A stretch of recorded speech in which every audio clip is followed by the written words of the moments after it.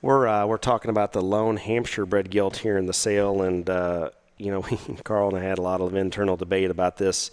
We weren't entirely sure that there was enough demand for a Hampshire bred female right now, and then the more we talked about it, the more we don't want to put the fire out of the Hampshire breed right now. There's a lot of enthusiasm. There's a lot of folks that are excited about Hampshires, and we wanted to offer something that we're proud of from our breeding program standpoint, and this 329 was where we landed.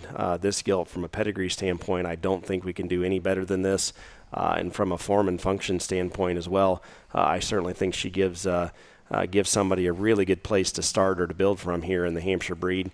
She's a direct daughter of Hands Down, obviously the boar that had an incredible summer last year, and then she's out of Lion's Share sister on the bottom side, which essentially means that she's a full sister in blood to True Value, the boar that we bought last summer with High Point for $65,000.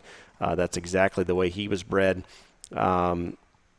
This gilt, I'm not going to tell you that she's the stoutest one at the ground, and I'm not going to tell you that she's one of those that's extra heavy duty. However, I'm going to tell you that from a pedigree standpoint and a productivity standpoint, she's very on point, and I think there's some Hampshire boars that can certainly put you in a spot to make improvement here, and we've got her bred that way. She's bred to Roar. Roar is a Lion's Share Top Gun.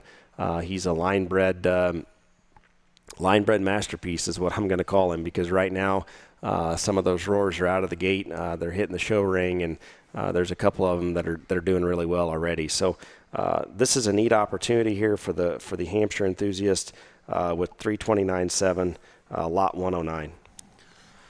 This Hampshire sow actually reminds me a lot of the 394s we're working with already, those parachutes in terms of her build, her elevation, her bone work, her skeleton. She might not be the most visually impressive one, but when you read back through that pedigree, it packs a punch. And I've always been a big believer of putting Hampshires together piece by piece, and I think Roar to this day is probably as extreme of one as I've been around. And is he perfect? No, but I remember Jesse asking me when he was in the grass there last summer what I thought of him, and I said, well, he's just messed up enough to make a good Hampshire, and I will agree with that today.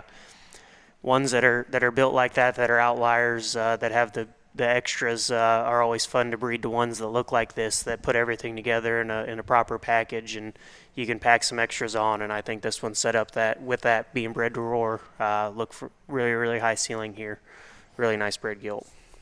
Again, this is 329.7. She's cataloged as lot 109. She's a Hands Down on Lion's Share sister, bred to Roar, and due the early part of July.